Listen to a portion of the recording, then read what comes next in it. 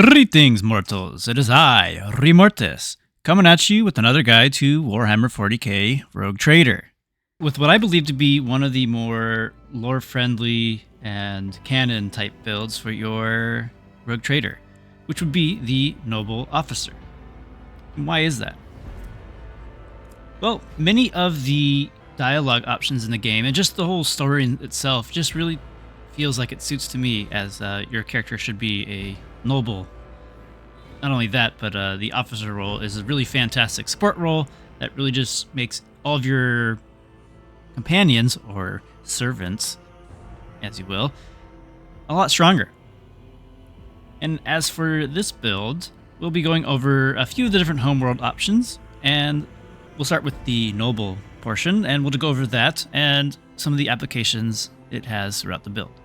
So, the noble is one of your origins that gives you a little bit of fellowship and intelligence and some social abilities, but their primary ability is called You, Serve Me. The noble will assign an ally to become their servant until the end of combat. Anytime the noble's abilities affect the servant, the character will also gain additional stats. So that's pretty sweet. And it'll last until your noble's next turn. Then anytime the servant attacks a target that the noble has dealt damage to the last turn, they'll gain extra critical hit chance based on your fellowship. Pretty sweet. And then we also have some talents down here, such as You Do Something. If a noble uses an ability on their servant, they'll gain an extra AP. It does not stack, but it's still giving an extra AP on top of other stuff you're giving as an officer already is pretty nice. Then you also get one called You Protect Me. This one isn't too crazy because we won't be often with our servant most of the time, as they'll be running off killing things. You Go On is actually a pretty decent ability, especially if you decide to make somebody like Abelard or another melee character your servant, and you'll give them extra movement points each turn. You Kill It. If the servant kills the target that the noble has dealt damage to last turn, the noble will gain an additional AP on their turn. Pretty sweet. And then You Are Next. If you feel like your servant's going to be dying soon, you can go ahead and grab this, and you can choose a different servant. Pretty good to keep your continuation on, but typically I don't usually grab this because my servant will either mop the floor with the enemy or something bad's happened. So anyhow, that is the noble in the nutshell. Makes really great officers for some of these features, and we'll go over the rest of the build. As for our homeworld options. So I believe the best homeworld for this build will be the Fortress world, and we'll get into that in a moment. But for now, let's go over the other homeworlds that you might consider as well. The Imperial world is another really good choice if you're going to be more RP-centric, as it's very xenophobic. It makes sense for your noble. You get to be at plus 10 to any stat, so most likely be doing fellowship. You got Ready to Serve, so you'll be able to use that fellowship and give your allies more resolve whenever you cast a non-damaging ability on them, such as buffs. And there's also Better to Die for the Emperor, which is always as good on any character. If you're below 40% health, you'll gain plus 10 to all stats and additional resolve. Pretty sweet.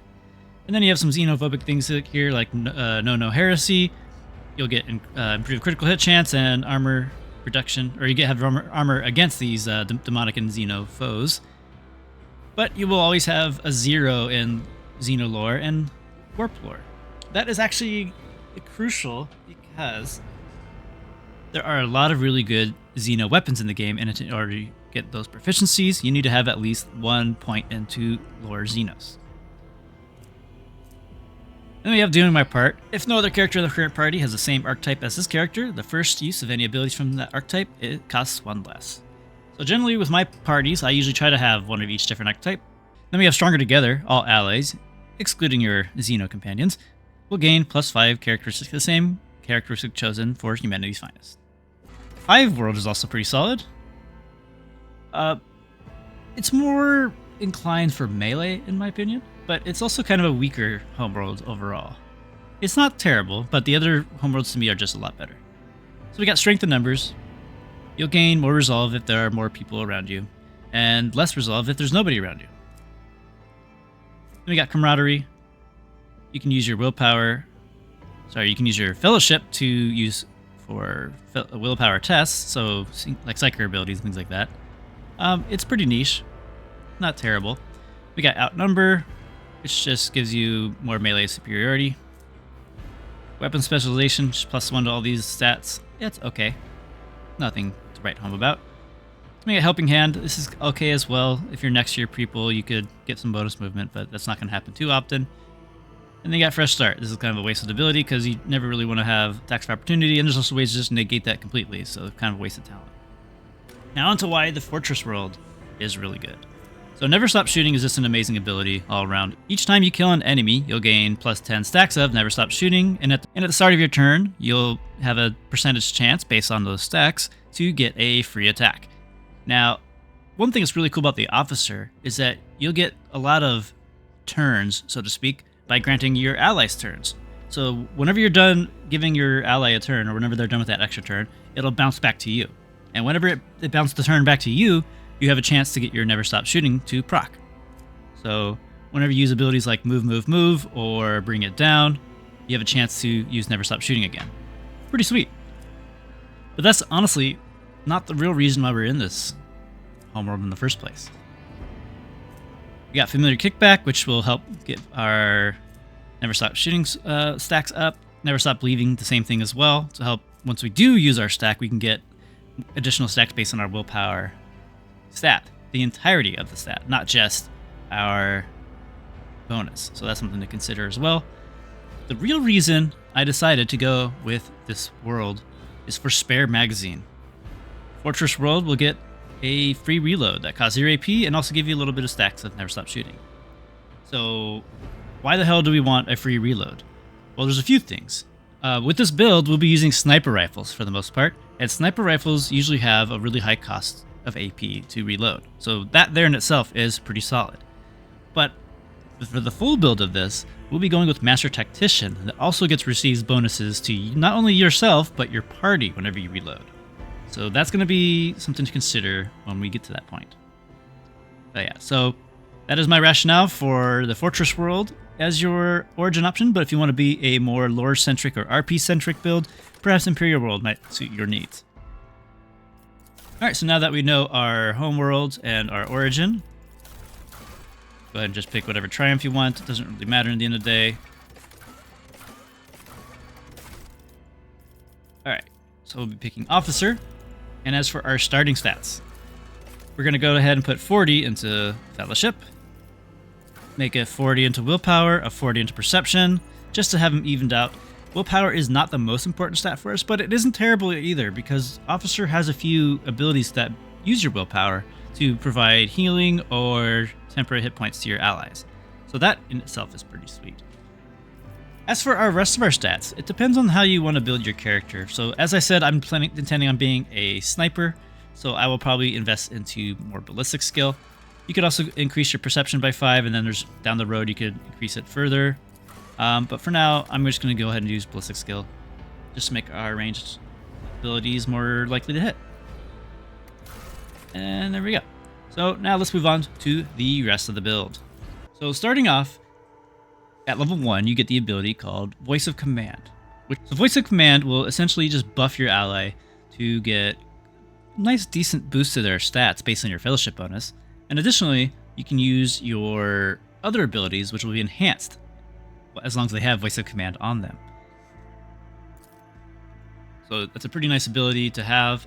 This will also let you be able to cast all your buffs on them, at least your officer buffs, on this character that has Voice of Command activated on them from any distance, which is really important because once you send your people off, you'll be able to keep casting this even though you might be out of range normally. And then as for your skill choice, you can choose to increase whatever you want, really. I decided to go with Coercion just because I like a lot of the Coercion options in the game, and they are pretty relevant and come up quite a bit. But Lore Imperium is also a really good one to take as well for some items I'll showcase later. Then obviously Persuasion and Commerce are pretty decent too, but I usually have other characters take care of that, as you can see here. I have Cassia with 135, and the Commerce at 115, whereas mine's only 95 and 95. And as for my Coercion, I have 150, so I wish I had more Lore Imperium. Anyways, so yeah, you can go up with Coercion, or you can go Lore Imperium. Neither choice is wrong here. The next ability we're going to get is Bring It Down. This is the key feature, really, for the Officer. And you'll choose an ally and give it an extra turn, and you'll give it bonus action points, but no movement points. So whenever you use Bring It Down on a target that has Voice of Command and the target will kill an enemy before the end of the officer's turn, they'll gain an additional momentum, which is how you can fuel your ultimates. So that part of the Bring It Down isn't too important. It's nice, don't get me wrong, but just Bring It Down, giving your ally an extra turn is more important. Whether it's for your carry, such as Argenta or Abelard. Alright, and then we get to our ultimate at level 4, Finest Hour. The officer will grant an ally an extra turn with full AP and MP. Whereas Bring It Down only just gives him 2 action points and an extra turn to do an extra attack, or whatever it is. The Finest Hour will give him full AP and also give him movement too. And then more importantly, during this extra turn, there's no attack limit. So as long as they have the AP to keep fueling their attacks, they'll be good to go. And then there's some other upgrades we can pick up later that will further enhance this. And then for our first talent, I decided to go with the talent, Lasting Impression. What does this do? Well, half the bonus granted by Voice of Command will remain until the end of combat. This bonus does not stack with itself or the bonuses granted by Voice of Command.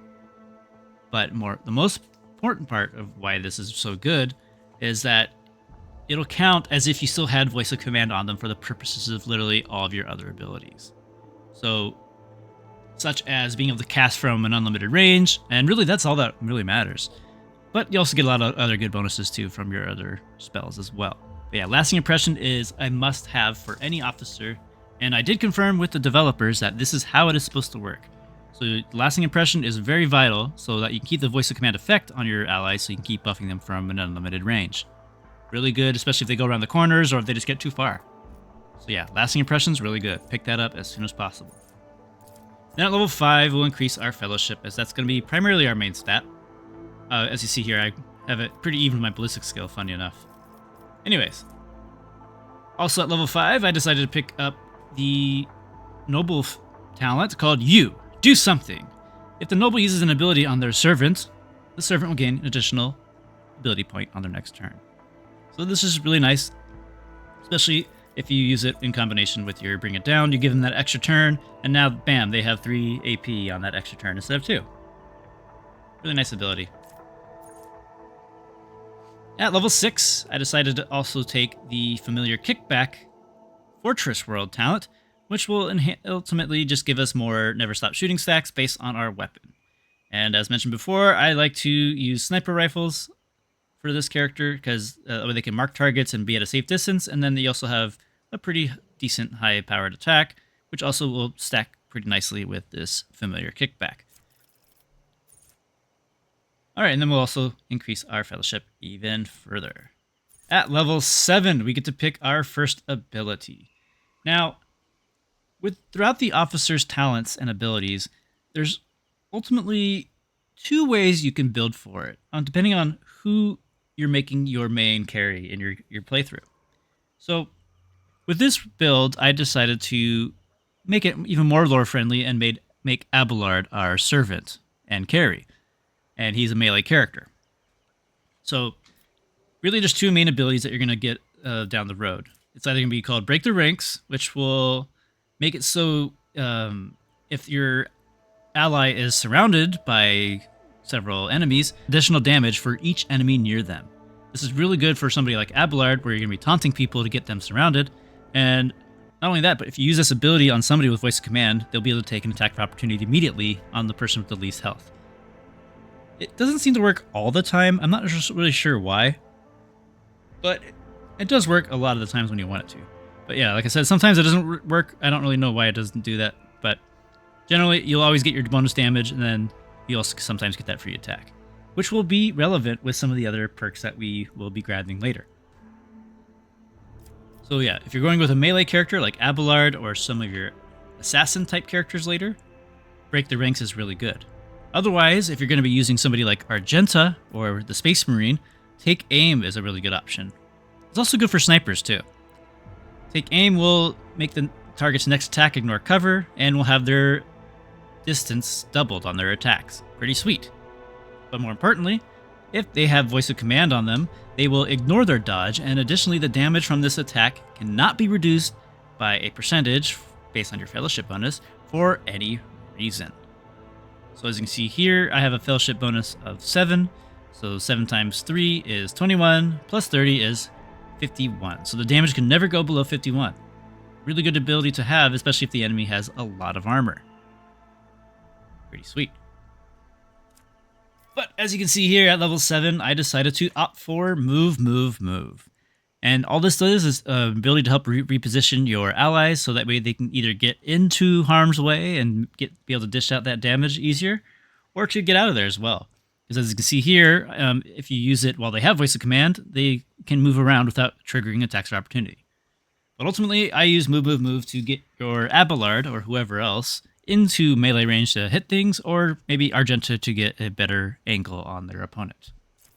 Yeah, move and move is really good to have, and I usually like to grab it first just because movement is key, as is extra turns. And then further on, we'll grab You Go On, the noble talent, to make our servant be able to move, get 2 extra movement points. Pretty nice. And at level 8, we'll go ahead and grab Focus. When the officer uses an ability on an ally, that ally gains a bonus to their perception and ballistic skill equal to your fellowship bonus. These bonuses do stack, but only half the stacks are rounded up at the last of the turn. So typically you'll take Focus as a talent just to have for your range carries. And the reason I decided to grab this, even though I'm going to be focusing on Abelard, is that I will end up buffing just a lot of people. So giving your allies extra perception and ballistic skill is always really nice. But typically you'll be taking Focus if you take the Take Fame ability, or you'll take Be Vigilant if you're going to be taking the Break Their Ranks ability. But Focus is always just a really good ability to have to spread around on a lot of characters, not just your carry. The Psychers can get a really big benefit from perception and ballistic skill by taking talents such as like Barrage and yada yada. But enough of this tangent. Focus is a pretty decent ability to have, even if you're not focusing on your range characters all that much. And then I decided to keep increasing the Coercion. At level 9, we'll pick up our first upgrade to our ultimate. And I decided to opt for the 4th option, which will make it so our finest hour will cause any ally, or cause our ally, whoever is targeted by our ultimate, to regain AP and movement based on my fellowship bonus, up to 7 times, as you can see here. This just further makes it so whoever you ult will just be able to take a lot more attacks, as long as they can keep killing things. Alright, level 10, I decided to start going into Lore Imperium and increase our ballistic skill since our fellowship is capped at the moment. At level 11, we'll take Be Vigilant. Allies under the effects of the officer's abilities gain a bonus to their weapon skill equal to, what is that bonus? 3 plus your officer's fellowship bonus. And then you'll deal additional damage based on your fellowship bonus as well, on attacks of opportunities. So one thing to realize with the build I'm going to be having with Abelard is that we'll be triggering lots of attack of opportunities. So this is really good to have first for the bonus weapon skill and then extra damage on top of that. Pretty nice. And then we'll further our ballistic skill. And at level 12, we'll pick up our second ability. As you can see here, I chose Break Their Ranks to potentially cause extra attacks of opportunity and also increase our damage to more people. And that ratio here is your fellowship bonus divided by 2. So once I hit 80, that'll be 4. And that's going to be for each enemy that's nearby your target. So another cool thing too is even if you're not surrounded yet, you could use move to bring your target into that of those melee targets and get them surrounded, and then use your Break Their Ranks to give them a lot more bonus damage and also get that free attack. Pretty sweet. And then we'll go ahead and pick up our spare magazine, Fortress World Talent, to be able to reload for free. All right, at level 13, we'll be taking Leader's Assault. When the officer makes an attack, they'll gain 5 fellowship until the end of combat, and this will stack. Pretty sweet. Especially with the free ability, the potential free turns from Never Stop Shooting, and also some other bonuses we're going to be getting later. And then you can also further enhance your Lore Imperium. All right, and now we on to level 14. We have to increase another stat, and none of the other stats are really useful to us, so we decided to go with Willpower just to help boost some stuff later. And then I decided to pick up the general feat Laz Weapon Expert, or Laze, whatever you want to pronounce it. Enemies will suffer a negative 20 penalty to dodge against laser weapon attacks. This is really important, as there's going to be a lot of Xenos you're fighting that have really high dodge chances. And laser weapons are already good against that, so why not make it even easier to hit dodge targets? And then at 15, we'll pick up our next upgrade to Final Hour, or Finest Hour. And we decided to go with the second option. All negative effects are immediately removed from the target, and until the end of the officer's next turn, the target cannot die. Even if its wounds are reduced to 1, they cannot. So they'll stay up forever. Pretty decent upgrade. Obviously, the other upgrades are good too. So pick whichever one you'd prefer at the end of the day. I decided to go with options 4 and 2, but you can't really go wrong with this ultimate. And that's the officer. Moving right along, we're going to be going into Master Tactician. The Master Tactician will gain a stack of tactical advantage for every 5 momentum you gain by yourself or your allies. And then you also gain some stacks based on your fellowship bonus at the start of combat, but that's not really that important. And then what does these stacks do? Well, press the advantage empowers the next attack to deal 4% additional damage for every stack of a tactical advantage the Master Tactician has. And then you lose half of it, round it up, and you can keep using it. So this ability can potentially make you do some pretty nutty damage, especially with a pretty solid weapon. Or, you know, I'm sure you've seen that Synctic build going around where you just nuke things to oblivion with that Emperor staff. But either way, press the advantage is really good, and in combination with our sniper rifles, will do some pretty solid damage.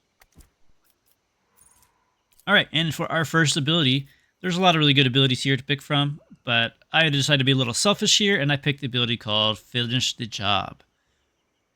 It can only be used on enemies with the Unfinished Business effect, and that effect will be applied to enemies that were attacked by an ally, but not yourself, and have it reduced to less than 50% health. You'll be able to make a free attack that will deal half of your maximum damage, and then you'll gain additional damage to based on your ballistic skill.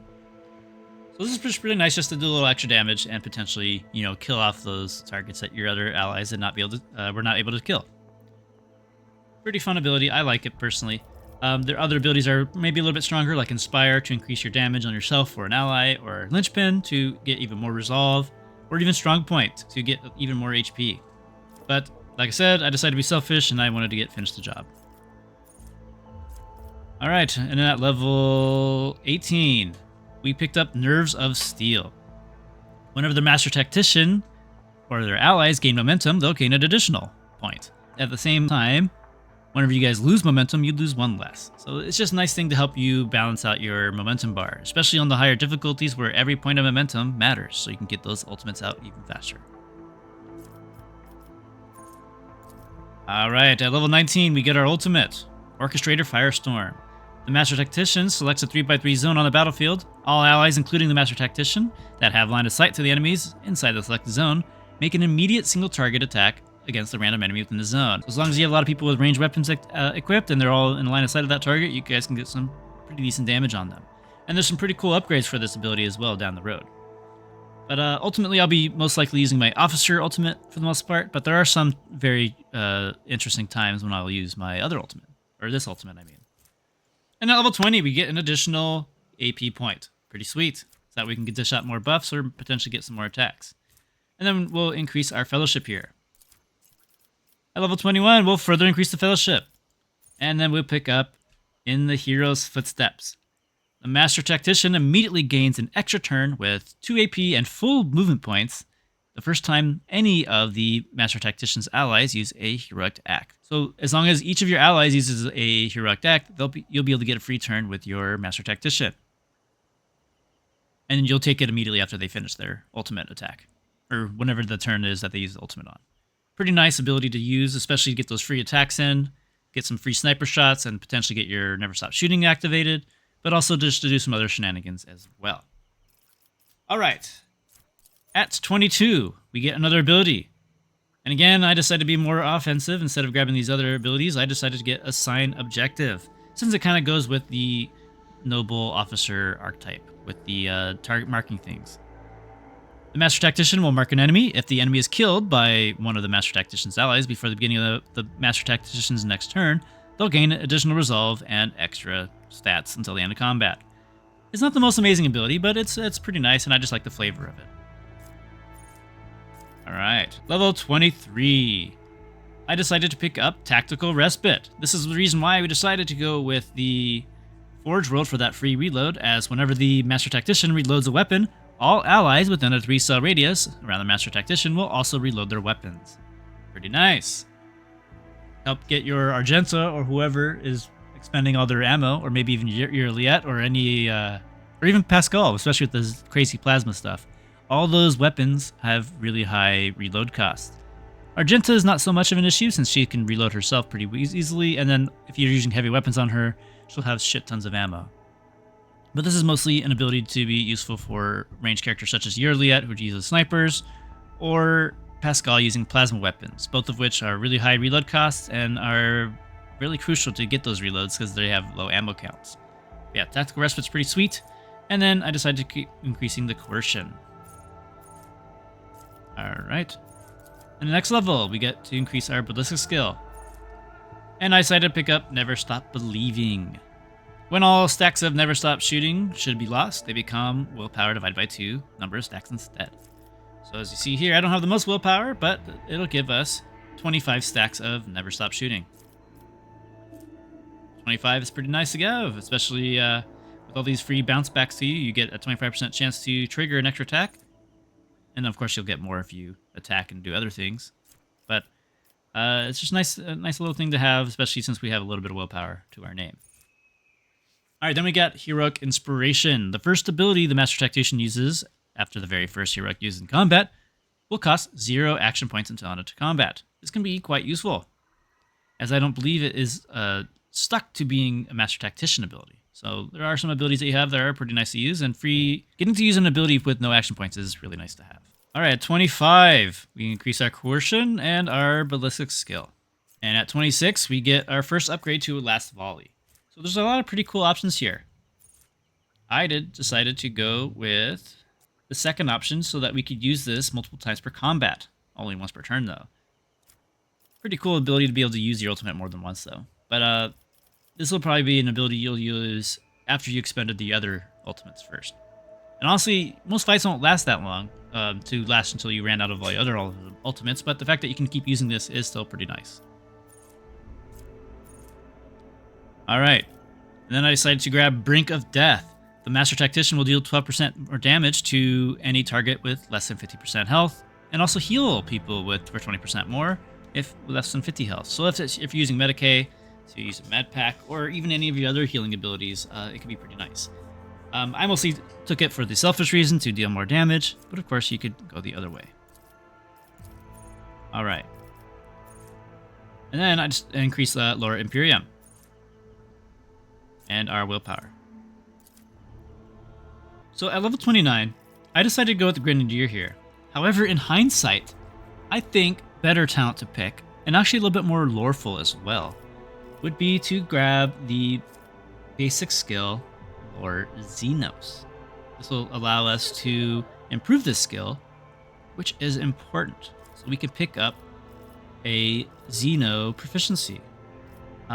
With this sniper build in particular, I believe the better option is to go with Aeldari weapon proficiency. But in order to pick that up, we need to have at least 1 point into the Lore Xeno. So maybe instead of Grenadier here, which is also great, don't get me wrong, you can pick up that Lore Xeno thing, so that way we can pick up our Aeldari proficiency, as it will be very vital in the coming acts at this point. Alright, and then I decided to pick up Strong Point, because it can be pretty absurd. You can get shit tons of extra temporary hit points, but I don't actually use that often as I should, because I'm selfish and I want to get more kills with my finish the job. But Strong Point's really good, as well as Inspire and Lynchpin. They're all good. You can't go wrong with any of those. Alright, and then I picked up another ability that will chain with our reloads. Whenever the Master Tactician or an ally uses any consumable item, such as grenades or medkits, or reloads a weapon, the Master Tactician will gain 2 stacks of tactical advantage. So if you hit 3 or 4 people with your reload, for example, that's just 6 or 8 extra stacks of your tactical advantage. Pretty nice. And then we'll further increase our agility. I think I decided to round it up, I believe. It might have been at 45. I don't remember why I did it. Oh, because I think I could increase it here as well. Yeah, so what I did is we rounded up our willpower from before, and then I decided to increase the agility since we couldn't increase our ballistic skill or our fellowship. All right, and then I decided to pick a meta case so I can start healing people. And then on the next talent, I decided to pick Primary Objective. As assigned objective will make the target suffer 7% more damage from any source until the beginning of the Master's attack's next turn. Pretty nice to help get that target down even quicker. And we increase our agility to make it a nice even 50. And then here is when I realized I should start taking that Lord Xenos ability, and I took it a little too late. I mean, I took it eventually and got the Eldari proficiency up in my Exemplar levels, but you should have this by now, because there's some pretty good Eldari weapons that we'll showcase in a moment. And so at this level, you could grab your Eldari proficiency. You could also grab it earlier too, because there's some pretty good Eldari weapons you get early in the game, but by this point, you really want to be able to start transitioning over to your Eldari weapons. And then our final upgrade, I decided to grab the 3rd upgrade. All allies, including the Master Tactician, that have a weapon capable of burst fire, use the burst fire option instead of the single shot. So this could be pretty nutty, especially if you're using somebody like Argenta or even Ulfar, or both of them at the same time. Both with burst fire weapons, you can do some pretty crazy damage with a orchestrated fire. Pretty nice. And that wraps up our Master Tactician levels. And whatever we didn't pick up here, we'll be able to pick up in our Exemplar levels. As you can see here, I'm only 38, so I only got so far. The first ability I decided to pick up was Masterful Precision. Since we're using a lot of sniper rifles, Deadeye Shot deals an additional 12% damage, which is pretty sweet. Because otherwise, Deadeye Shot will only increase your range and your accuracy, but now you increase your damage on top of that. And then the following range attacks and abilities gain Deadeye Shot benefits for various abilities through different classes as well. So as you can see here, the Bounty Hunters claim the bounty, and then there's a few assassin abilities as well, and Master Tactician finished the job. So pretty much if you're playing a sniper character, you want to grab this Exemplar talent for whatever class you're playing. And as you can see here, these are the 3 different classes you want to consider when making a sniper character. But it's cool that the Master Tactician's included there, even though they don't really have many other sniper supporting abilities. Then I decided to pick up the Heroism talent for from our officer line. Whenever a heroic act is used in combat by any character, the officer's next attack will cost 0 AP. You could probably grab this in those earlier levels, but I grabbed so much other stuff that this wasn't too important. But now, with all the chainings of your ultimates and such, and then getting that free turn from your Master Tactician, Heroism just makes sense to grab. All right, so at level 37, I finally picked up Lord Xenos, so I can start getting my Eldari weapon proficiency. Again, you might want to grab this earlier, but you're going to need to get that basic Xeno ability to be able to increase it at all. All right, and then I picked up the Master Tactician talent, stacking the deck. Whenever the Master Tactician spends advantage stacks on abilities, such as you're just spending for the extra damage, you'll be able to increase your critical damage, increased by 1% for every stack spent. So typically, when it's after somebody uses their ultimate, you'll have about 30 to 40 stacks just alone from just getting your ultimate the first time. So you'll be able to spend all that on your tactical advantage and get 40%, up to 40%, or even further critical strike damage, which really makes your damage pretty crazy, honestly. All right, so then I decided to increase our ballistic skill even further just to make a nice even 70. And then I picked up my Eldari weapon proficiency. And then, of course, you can figure out the rest of your Exemplar levels. It's pretty self-explanatory. You're going to pick up other abilities such as... Where are they? There's other sniper abilities that are pretty nice in the talents here. Like Shot Through, you can get more over penetration. Perfection Under Fire, this one's whatever. Where is it? There is some other really good abilities here. Eager Subordinates, when allies take extra actions given by the character, they'll deal 15% more damage. Pretty sweet. So we'll be getting lots of extra turns as our officer, so you'll be giving them more damage. Attention! After an ally takes an extra turn provided by your character, they'll gain more stats, such as armor, dodge, and movement points, until the end of combat, but it doesn't stack. So this is good on either your assassin or your tanks. Firebrand, if you grant an extra turn to somebody, you'll give them extra movement points and AP based on whatever the stat was. Really nice ability to have. And then we got a flag bearer as well. Allies within 2 cells around the character will deal extra damage and suffer less. So this is better for a more melee-oriented officer-type character, or vanguard even. But this is still pretty good on your sniper as well, especially if you're near one of your other ranged characters. But again, you are a sniper, so you might be further away from them. Honestly, at this point, now that we have Eldari weapons, we don't always have to just use our sniper, as there's some pretty good burst weapons as well, so you can get up in front and closer to the combat too, to help get people this bonus. But these are only some of the examples of your exemplar talents that you can grab. There's a lot of really good ones here. Like I said, try to aim for the sniper ones if you want to keep going the sniper route, and then also get these other team play type abilities as well. And that's essentially the build. Let's get into the items that really make this build pretty crazy. And a lot of fun too on top of that. And then after that, we'll go into Abelard's build and kind of make him more of a carry for this RP-centric build, and also showcase a quick look at Argenta's build, and you can see what I did with her. Alright, so this is our Rogue Trader at level 38. This is early Act 4.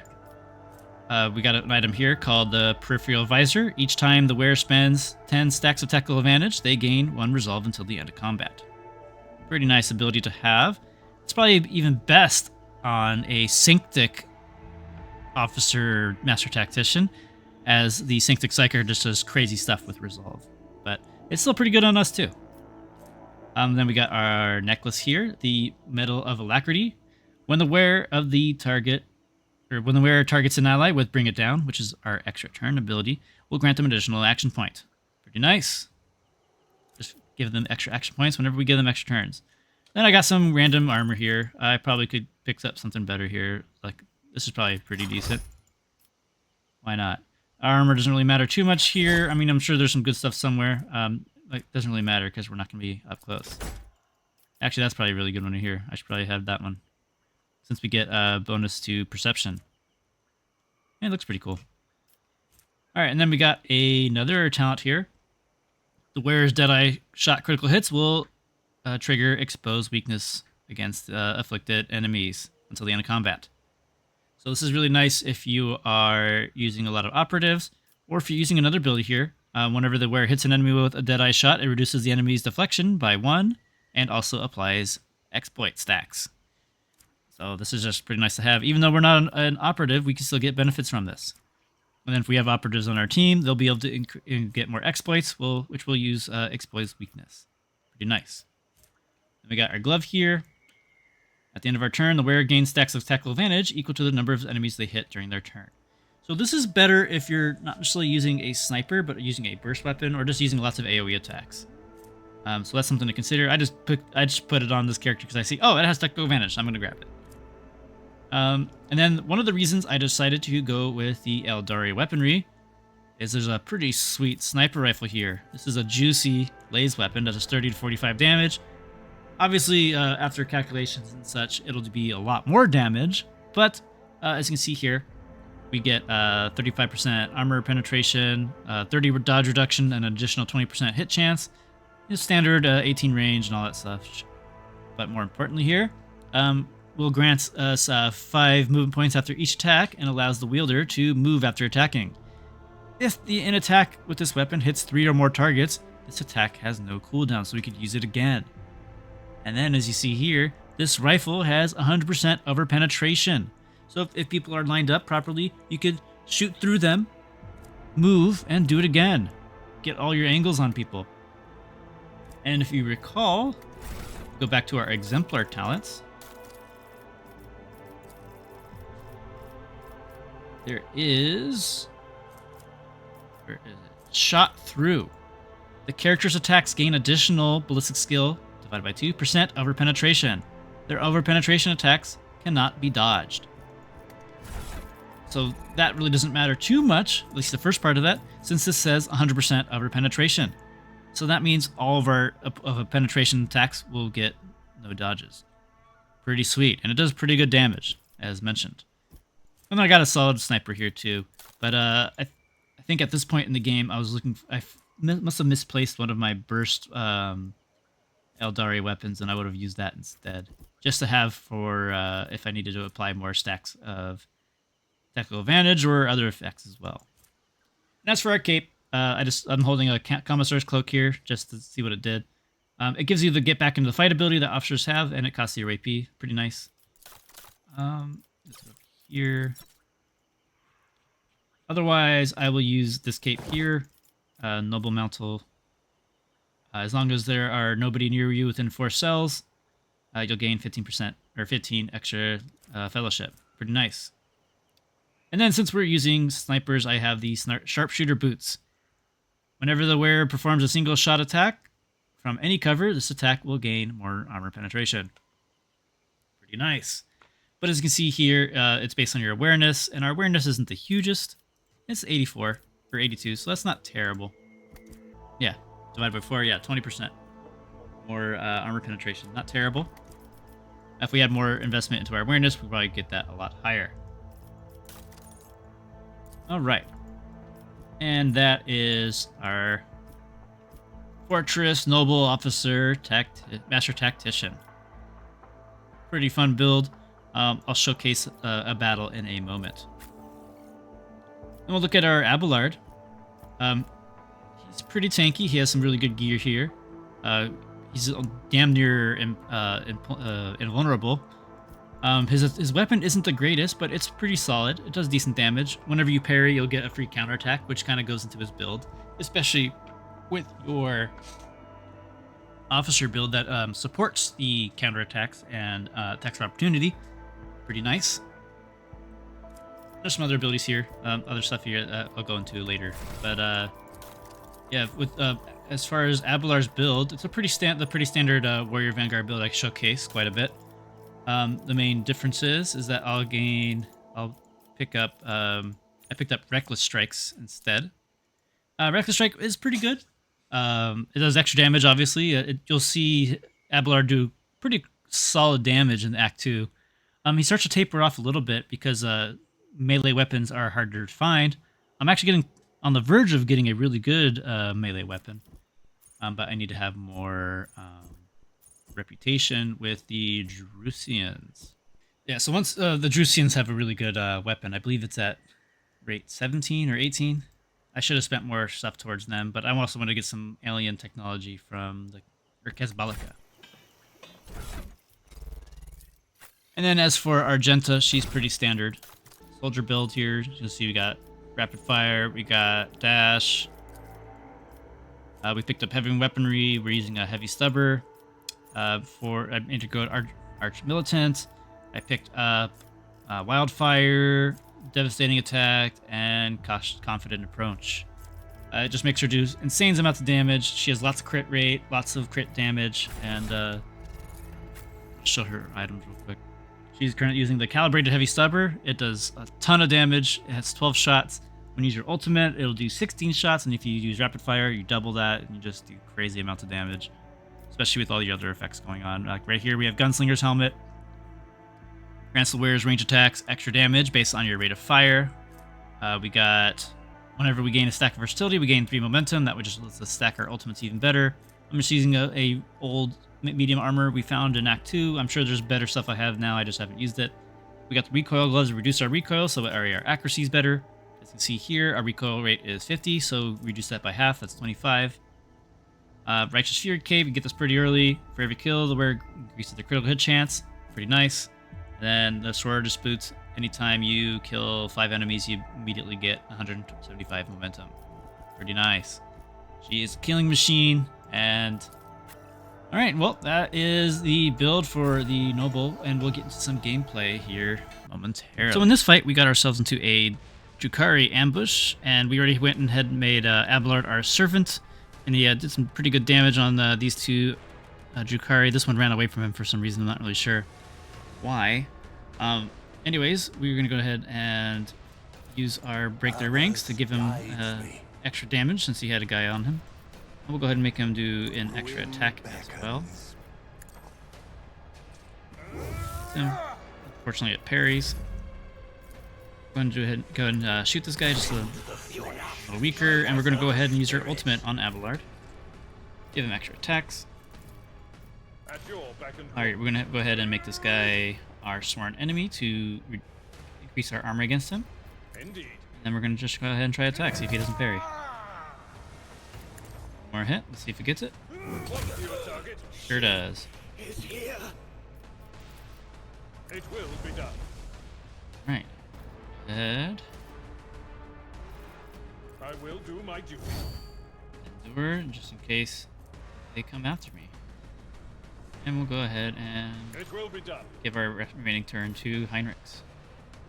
Of course, he has nothing, so never mind. Alright. Back on our... Oh, because Abelard killed our target that we shot, we got our AP back. So we're going to go ahead... Descend upon the weak. We're going to go ahead and use our press the advantage here, as we have 36 stacks. Cancel our damage quite a bit. Let's see if we can finish this one off. Our sniper shot. There we go.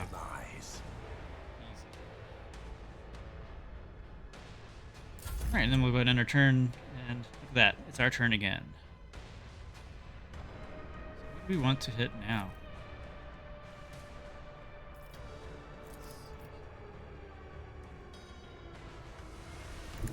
If I can get a better angle over here.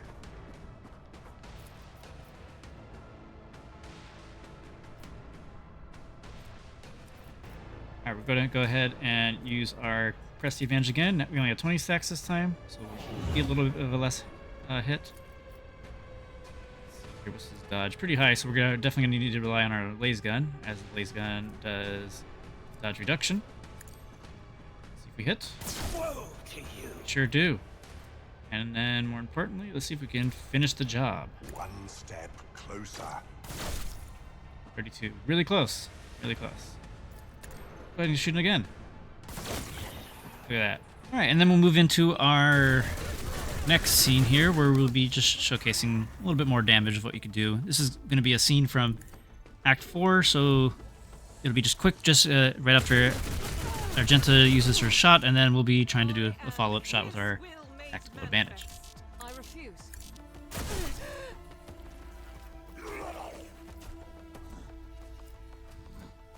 I will triumph.